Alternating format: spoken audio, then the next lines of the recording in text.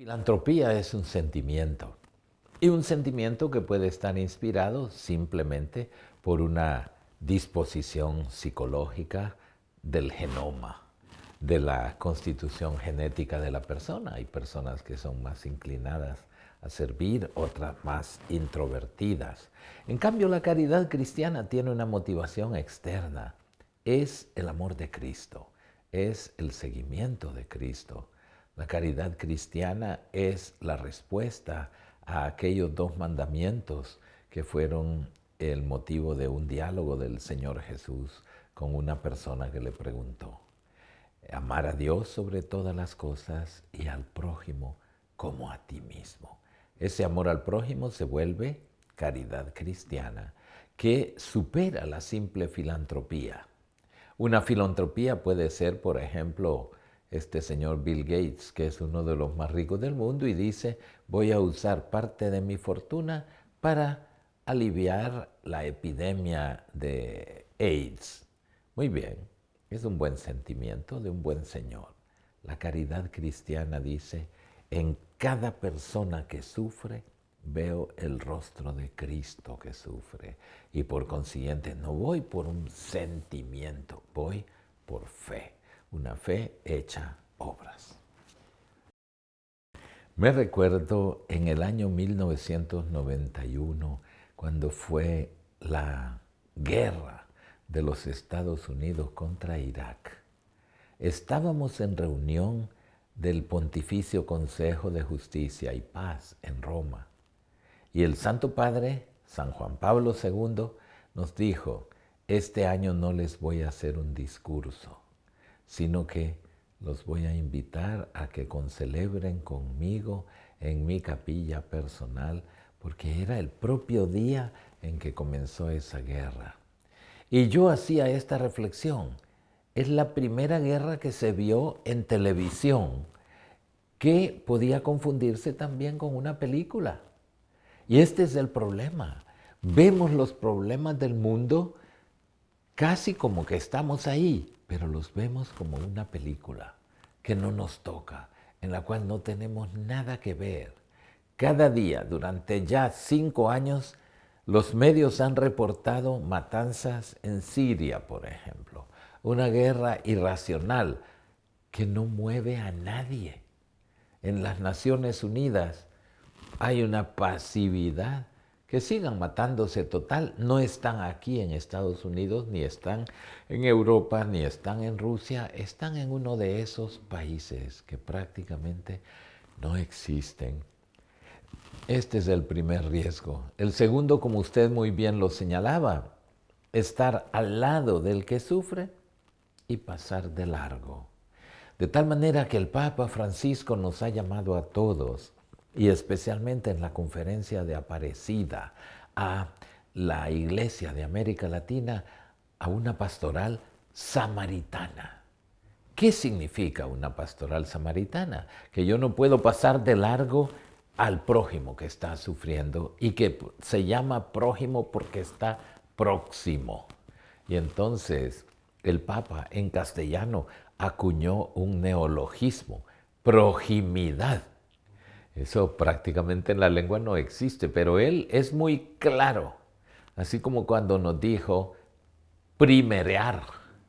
¿Qué quiere decir primerear? Llegar primero. ¿Qué quiere decir proximidad? No olvidarnos de la cercanía con el prójimo. Perdón lo que voy a decir, hoy día en el mundo hay un racismo muy fuerte. Aunque en las Naciones Unidas se condena, el racismo continúa. Se camufla de distintas maneras, pero continúa. Como en Charlie Hebdo era algo tan emotivo, entonces hoy día con los medios de comunicación se pueden trabajar muchísimo más los sentimientos de las personas. Basta, por ejemplo, organizar un programa con ciertas imágenes desgarradoras para que la gente se ponga en pie de guerra. Como usted dice, salen a las calles a manifestarse. Pero como los que murieron en el norte de África son negros, y son negros que no cuentan en el mundo de la economía, entonces aquello es nada. Lo que pasó con el avión de Germanwings, más o menos es el mismo número de los que mataron ahí en Kenia, pero el avión tenía mucho que decir, la escuela de Kenia, que sigan muriendo, no pasa nada. Es muy triste cómo el mundo se encierra dentro de ciertos criterios que, por cierto, no son los del Evangelio. El Evangelio es muy claro, mi prójimo es cualquiera de ellos que está sufriendo. Y creo que debemos trabajar más, sobre todo la formación de la conciencia, para erradicar el racismo. Él tiene, es decir, yo no he hablado con él recientemente de esto, pero lo entiendo por el contexto de su espiritualidad. Él se da cuenta, desde el principio nos dijo, que hay tanta gente herida en el mundo, tanta gente que sufre, y la iglesia tiene que ser como un hospital de campaña. Ya no esperar la clínica sofisticada donde tienen los últimos adelantos de la medicina, no. Un hospital de campaña es un hospital que está cerca del campo de batalla. O sea, la iglesia tiene que curar esas heridas de aquellos que están heridos en el combate de la vida. Y esto solamente puede hacerse cuando entra la misericordia de Dios. Porque conocemos personas que trabajan quizás en el ámbito de la salud que llegan como a blindarse de los sentimientos y pueden llegar a tratar víctimas de un atentado, simplemente como un caso más, sin mover sus sentimientos. Y el Papa dice, esto no es lo que ocupa el mundo. El mundo necesita mover los corazones. Y entonces el ejemplo es el Señor Jesús, la misericordia de Dios, el amor cerca de la miseria. El Papa en general tiene un aprecio grandísimo por los sacerdotes, pero cuando denuncia algunas cosas es para buscar la curación. Cuando en aquel famoso discurso de diciembre para los miembros de la Curia Vaticana denunció las 15 enfermedades, no era por cierto para sacudirlos, era para buscar la curación de muchas cosas que él ha detectado ya en 2 años de pontificado. Y creo que ha sido bueno. Para mí, por ejemplo, ese discurso del Papa me sirvió como examen de conciencia. Y después lo tomé como una meditación para los sacerdotes y posteriormente para la inauguración del año escolar en el seminario. Porque nos toca a todos, no solamente a los miembros de la curia.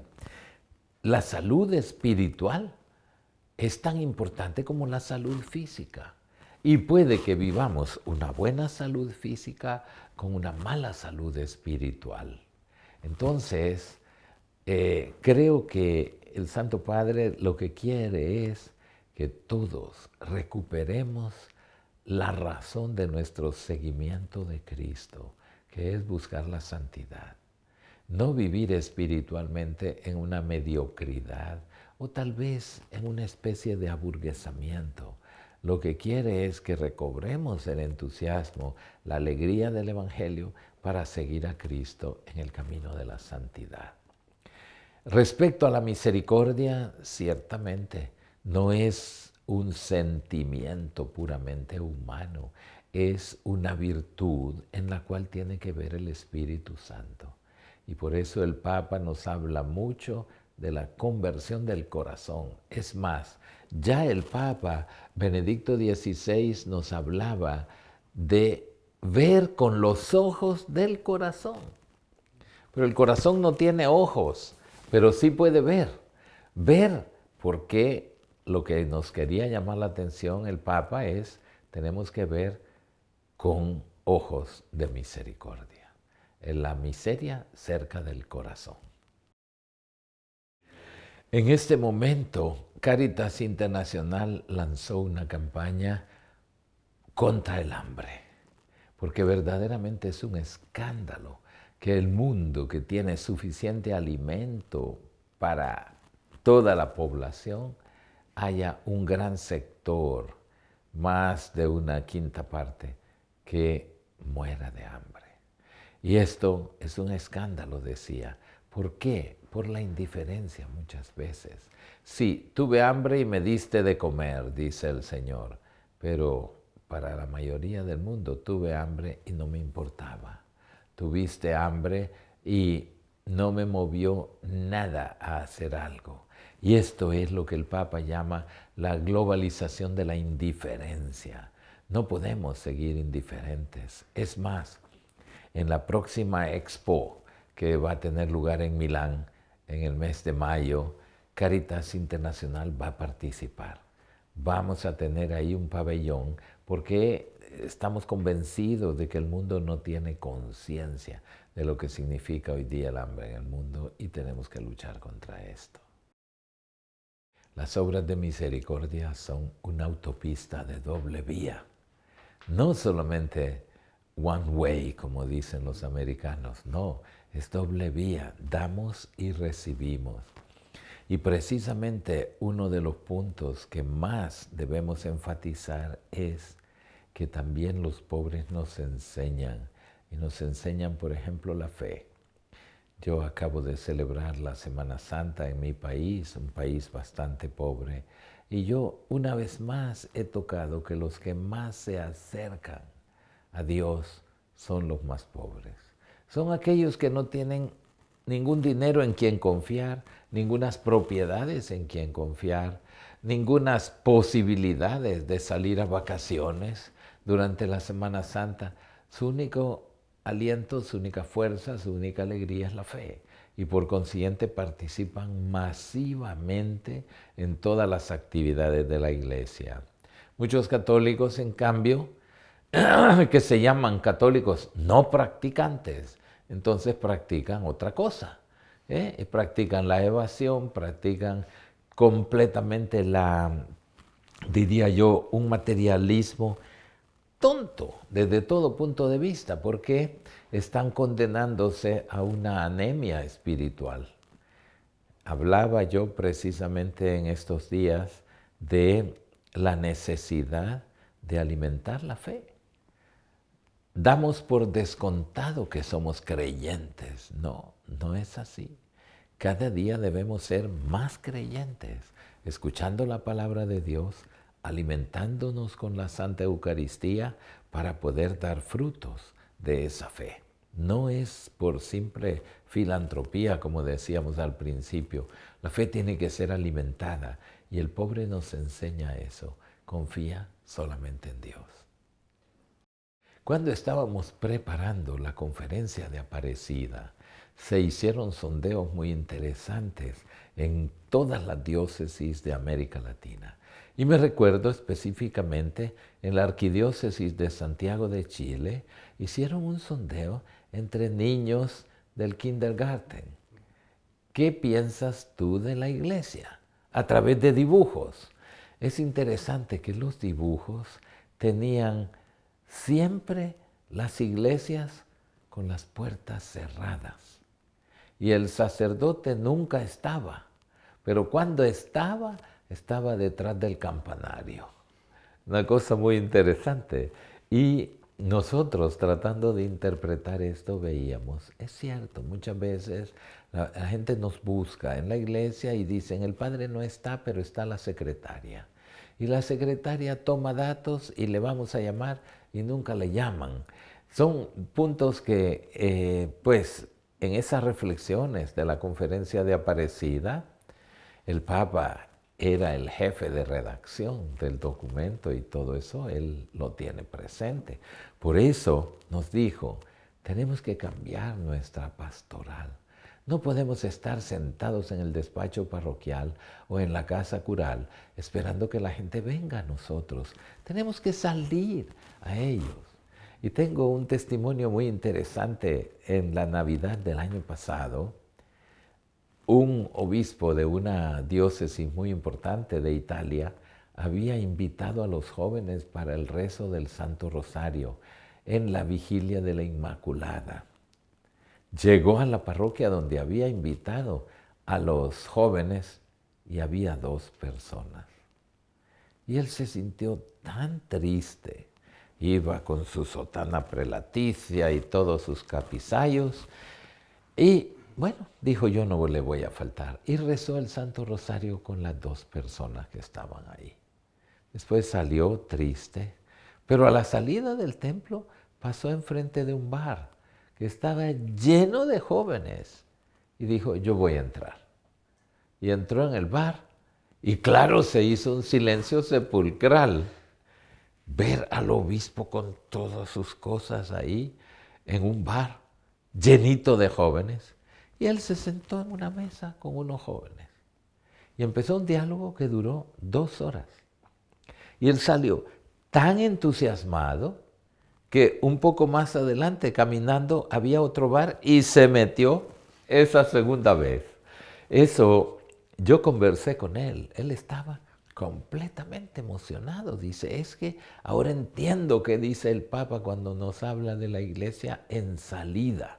Si yo me hubiera quedado solamente allá en el templo, estaría amargado, estaría decepcionado.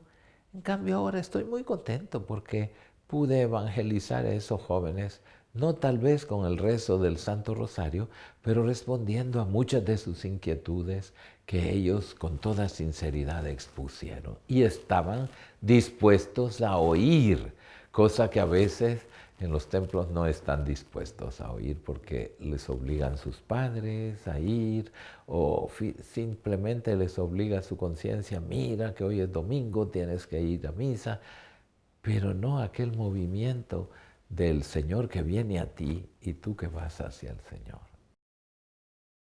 Esta vez, yo me recuerdo, desde el principio, el Papa Francisco me dijo que iba a hacer un sínodo sobre la familia.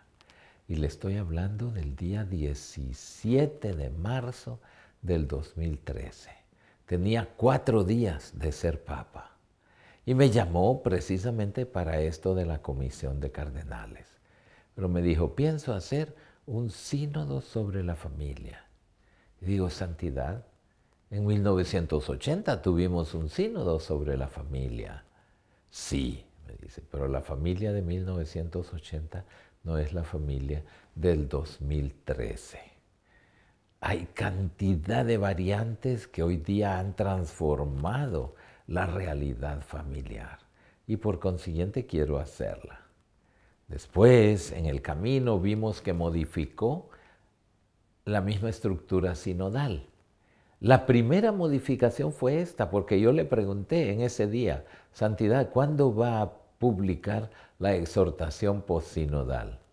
Recordémonos que con el Papa Benedicto se había hecho un sínodo sobre la nueva evangelización, pero no había exhortación publicada. Y entonces él me respondió, si hay algo nuevo, la publicaré. Si no, ya tenemos Evangelii Nunciandi. Y de hecho es así, no la publicó, pero utilizó varias de las proposiciones en su exhortación Evangelii Gaudium. Aquello que era verdaderamente novedad está incluido en Evangelii Gaudium. Bien, modificó entonces la estructura del sínodo. Ya no es una reunión para producir documentos. Ya es lo que originalmente fue concebido como sínodo, un organismo consejero del Papa. Perdón. Entonces, este sínodo es un proceso. El primer sínodo, que fue extraordinario porque solo estaban incluidos los presidentes de las conferencias episcopales, perdón, ese primer sínodo fue el ver. Ahora viene el juzgar y el actuar. Vamos a ver si no necesitará tal vez otro sínodo o sean las conclusiones. Sin embargo, yo veo mucha riqueza. Los medios se han concentrado en 2 puntos. Se han concentrado en la comunión para los divorciados o se han concentrado en ¿Qué va a pasar con los matrimonios de personas del mismo sexo? La problemática es muy otra. Estas son cosas marginales. Lo principal es la sacramentalidad. El matrimonio es un sacramento, sí. Algunos santos de la Iglesia dicen que es el protosacramento, el primer sacramento. De todas maneras, ahí hay discusiones teológicas grandes. Pero los sacramentos son sacramentos de la fe. ¿Se puede recibir un sacramento sin fe? Y esta es una de las preocupaciones grandísimas, porque muchos de los así llamados matrimonios fracasados no fueron matrimonios, aunque haya habido la forma canónica. Y esto es una problemática muy grande. Por eso es que el Santo Padre nos decía, la finalidad de este sínodo no es modificar la teología sacramental, es buscar caminos pastorales para curar a esas personas. El cardenal Casper recibe un mandato del Santo Padre. Necesito que le des una sacudida teológica a tantos que a lo mejor van a llegar solamente a repetir lo que se dijo en Familiaris Consortio. De hecho, ese era el peligro. El cardenal Casper supo pinchar, como cuando en el toreo al toro le ponen las banderillas. Y fue, me parece, una propuesta muy audaz, pero al mismo tiempo no es descabellada. Yo creo que debe explorarse por ese camino y de hecho se está haciendo. El Santo Padre nombró una comisión especializada para estudiar todo lo referente a los procesos de nulidad, que es uno de los caminos pastorales que hoy día están necesitando tantísimas personas. Una vez estuve hablando yo con un misionero allá en mi país, de aquellas santas misiones que usted tal vez no conocerá porque es muy joven, pero antiguamente llegaba un grupo a una parroquia que estaba sin párroco por 20 años. Llegaba un grupo de 10 sacerdotes misioneros, hacían una santa misión, motivaban a medio mundo y al final de la misión, bodas multitudinarias. Pero quizás ni sabían lo que era el matrimonio, ni estaban preparados. En aquel tiempo se pensaba que no vivan en pecado mortal, y estamos de acuerdo, eso no se ha modificado. Pero en realidad vivían en pecado. Cuando hay ignorancia, puede haber un pecado. En fin, toda una problemática que verdaderamente es acuciante, y el Papa quiere respuestas pastorales. Algunos han interpretado que el Papa lo que quiere es modificar la doctrina de la Iglesia. No la quiere, no quiere eso. El Papa quiere que la Iglesia sea madre. Y una madre busca a sus hijos.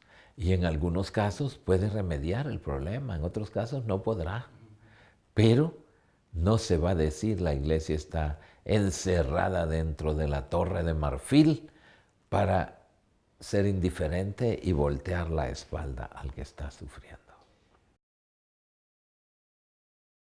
Este es uno de los puntos de discusión que ha salido en el sínodo, que los medios no han dado mucha publicidad, pero como usted dice muy bien, ¿es posible? Yo creo que no es posible. Y entonces, ¿cuál es la diferencia de una comunión espiritual y de una comunión real? ¿Cuál es? Si las dos son comuniones, ¿en qué quedamos? Es prácticamente como una contradicción. Todo esto debe estudiarse teológicamente y se está haciendo. Y debe ser abordado en el sínodo. No es la primera. A lo largo de la historia ha habido varias reformas de la curia.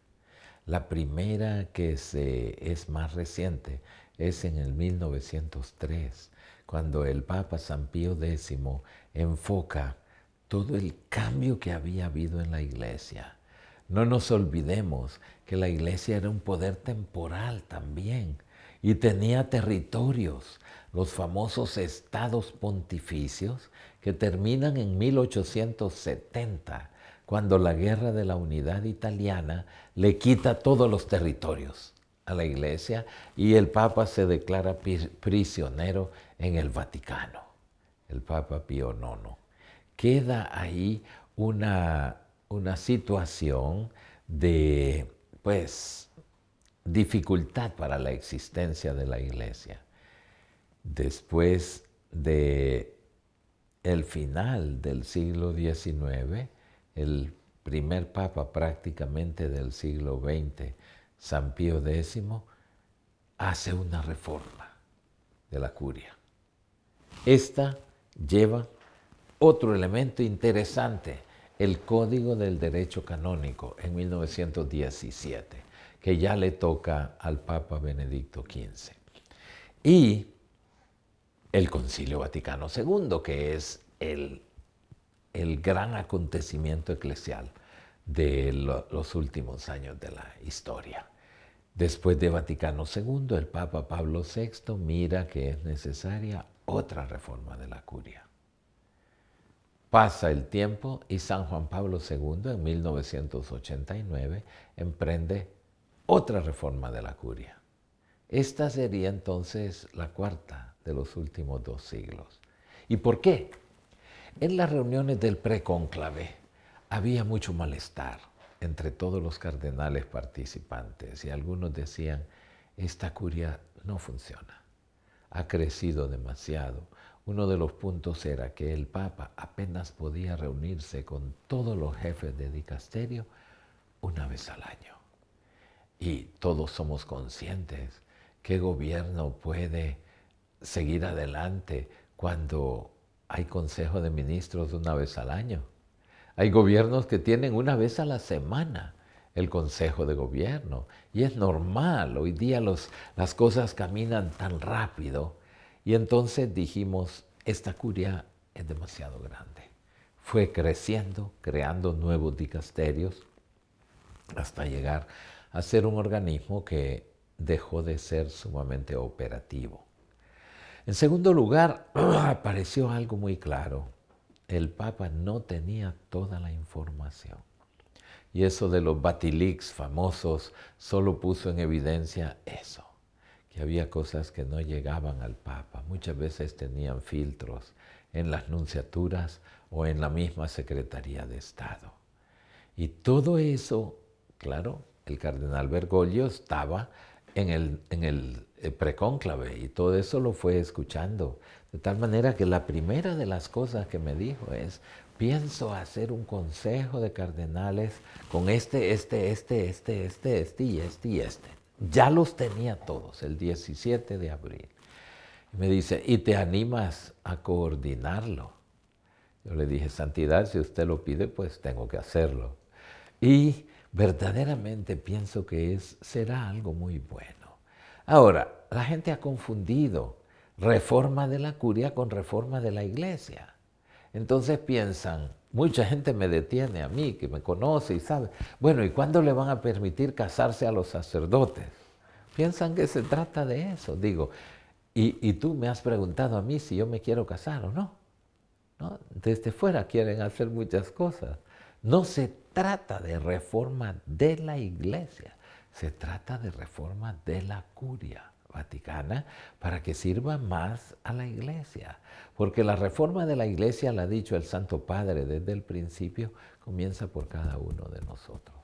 Si queremos reformar a la iglesia, tenemos que reformarnos nosotros, cada uno. De tal manera que la comisión va adelante. Hemos recogido información de todo lo posible. Cada uno de los cardenales de su respectivo continente ha recogido todo lo que ha podido. Hemos procesado toda esta información y hemos empezado dicasterio por dicasterio a incorporar las ideas que vienen de afuera. Hubo una muy clara, era la economía. ¿Tiene que ser reformada la economía dentro del Vaticano? Sí. Y entonces el Papa dijo, este va a ser el cometido prioritario. Y así dedicamos la primera reunión de octubre de 2013, la segunda de diciembre de 2013 y en la tercera de febrero de 2014 se creó ya la Secretaría de Finanzas del Vaticano. Luego se ha reformado lo que es la Administración del Patrimonio de la Sede Apostólica, que actualmente trabaja ya como un banco central. Luego siguió la reforma del Instituto de las Obras de la Religión, el famoso IOR, que ha causado muchas veces escándalos y algunos eran ciertos. De tal manera que se ha caminado en esa línea. Posteriormente había muchas peticiones y es la propuesta que acabamos de hacer en el último consistorio a todos los cardenales, agrupar en dos nuevos dicasterios muchos de los consejos que había antes. Por ejemplo, el consejo de los laicos, el consejo de la familia, el consejo de la vida. Decimos, qué interesante, pero qué contradicción.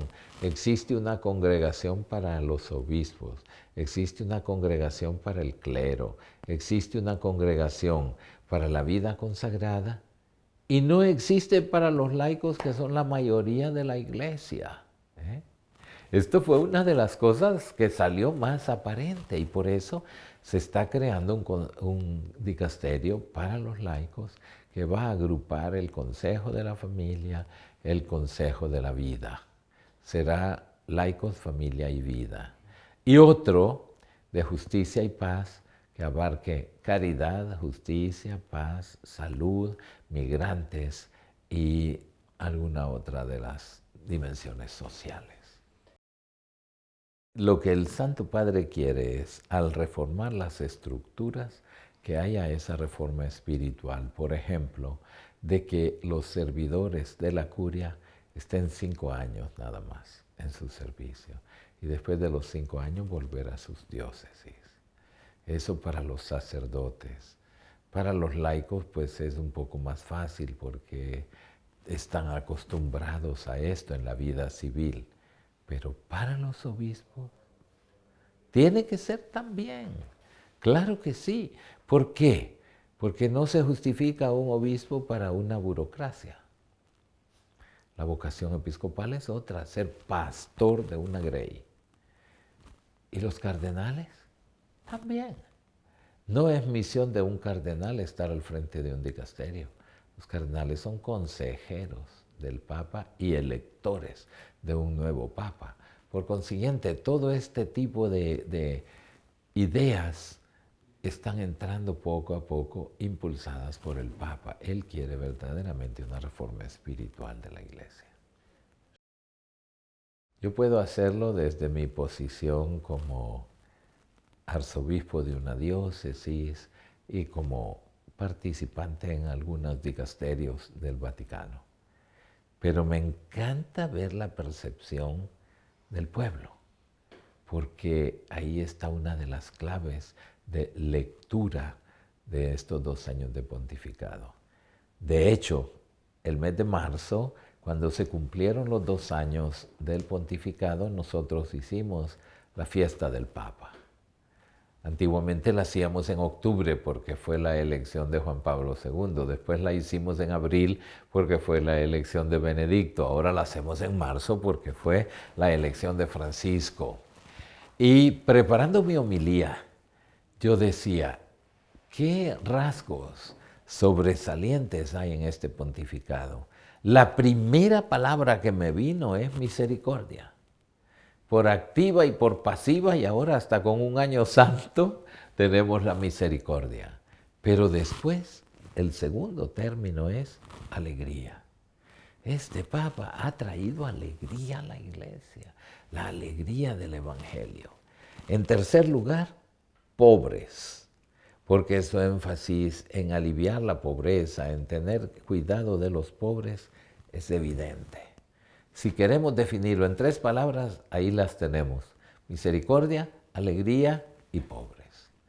Y yendo a la interpretación del pueblo, es que es masivo el acercamiento. Por todas partes yo me encuentro gente. Lo último fue en un vuelo. Yo venía para acá, en Iberia, de Costa Rica a Madrid. Y al lado mío está sentado un señor que leía un periódico. Era un periódico en el cual se hablaba de un escándalo que hubo, de un abuso por parte de un sacerdote de un joven. Y entonces el periódico ese decía cómo el Papa llamó al joven víctima y le dijo, mira, porque parece que la diócesis no había actuado. Dile, vete al obispo, preséntate al obispo y dile que yo le digo que tiene que tomar acción en esto. Y mientras tanto, permíteme que yo te voy a pedir perdón en nombre de la iglesia. Y este hombre lloraba. Y me dice, mire, yo me alejé de la iglesia, yo no quería saber de nada de esto. Tengo un hijo de 6 años que no lo he bautizado.